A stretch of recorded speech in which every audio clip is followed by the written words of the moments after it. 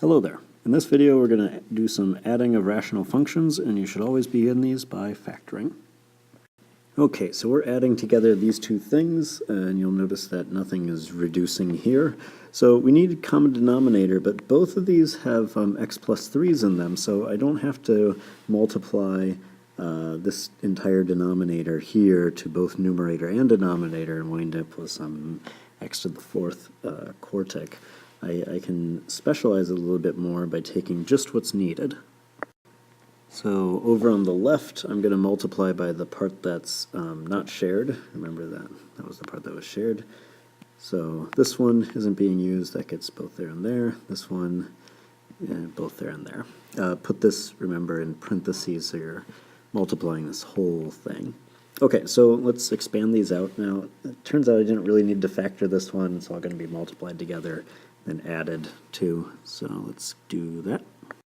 So I believe that is the numerator there. You'll want to go through and double check that, make sure you can do that yourself, over the denominator. And I kind of cheat when I do these because there's lots more simplification to come, so I'm just doing up. There's stuff there. Let's gather the like terms in the numerator. Okay, so again, this is over stuff, but we gathered all our like terms here, and the only question is going to be, does this simplify at all so that one of these factors is the same as down here? And if not, if you don't see any of those lining up, just go ahead and multiply everything you have there. But let's do this part first. So RS method here, 6 times 33. You know, I have no idea in the top of my head what 6 times 33 is. I'm going to build the bones. So 6 is 2 times 3, and 33 is 3 times 11. So whatever that product is, some factorization, some left and right versions is going to add up to 29. They're all positive, none of them are negative, so like here you could have 22 plus 9, and that's not going to do it.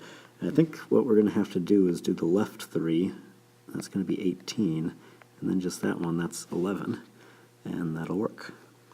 Okay, so let's see here. I think we'll build a line here, do the RS method.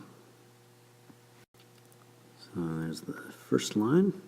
There's our second line, and this eventually becomes x plus 3 and 6x plus 11. Lovely.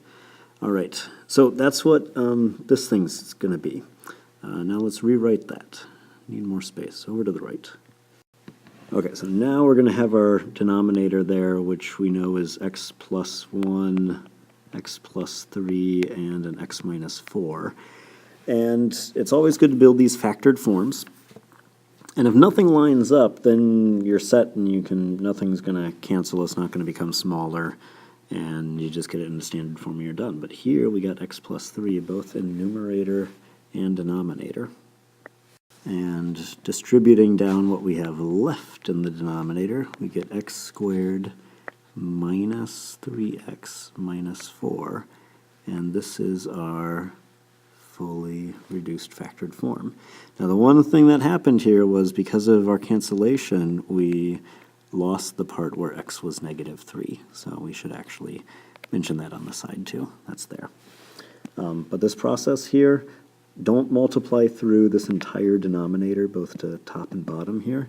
It's going to get really big, and you're going to have to really hope that you see how things will get factored. Only take what's needed.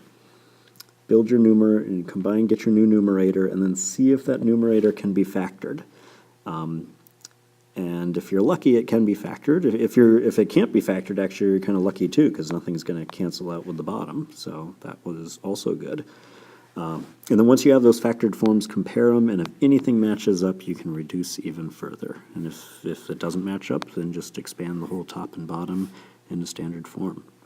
Okay, that one, these ones can be a bit challenging. The trick is checking to see that you're fully reduced, and also using just what's needed over here. Character and Scholarship for Life.